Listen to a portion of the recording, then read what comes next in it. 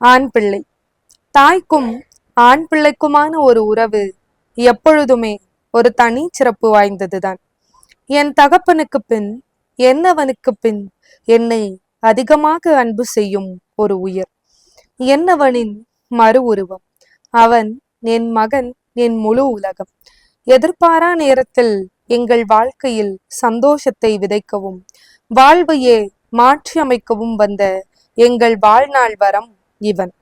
குறும்பும் இவனும் உற்ற நண்பர்கள். பொருட்களை கலைப்பதில் முதல் ஆள் இவன் மட்டும்தான்.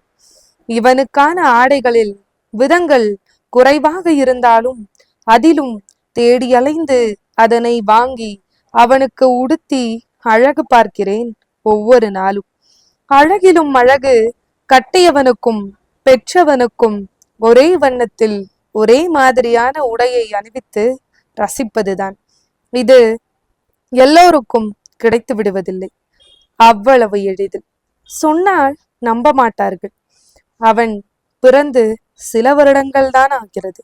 அவனின் தாயாக அவனை ஒவ்வொரு முறை ரசிக்கும் போதும் தோன்றுகிறது, ஐயோ, வருங்காலத்தில் இவனுக்கென ஒரு மனைவி என்று வந்துவிட்டால் இவன் என்னை மறந்து விடுவானோ என்று. இதற்கு பெயர் பொறாமை அல்ல, நான் அவன் மேல் கொண்ட பாசத்தின் உச்சக்கட்டம். எண்ணங்கள் மாறுபடும், ஆனால் ஆசை அவனுக்கு பிடித்ததை செய்து அவனை நன்றாக வாழ வைக்க வேண்டும் என்பது மட்டும்தான். அவன் சம்பாதித்து எங்களை பார்ப்பான், பார்க்க மாட்டான் என்பதெல்லாம் இல்லை.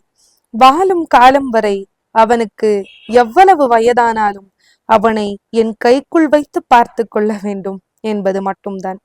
எங்களின் வாரிசு, எங்களின் எல்லாம் அந்த ஒரு குட்டி உயிர்தான். எங்களின் காதலுக்கும் நாங்கள் இருவரும் வாழ்ந்த வாழ்க்கைக்கும் எங்களுக்கு பிறகு இந்த உலகில் நாங்கள் விட்டு செல்லவிருப்பது இவனைத்தான், இந்த அழகிய பொக்கிஷத்தை தான், எங்கள் மகனைத்தான்.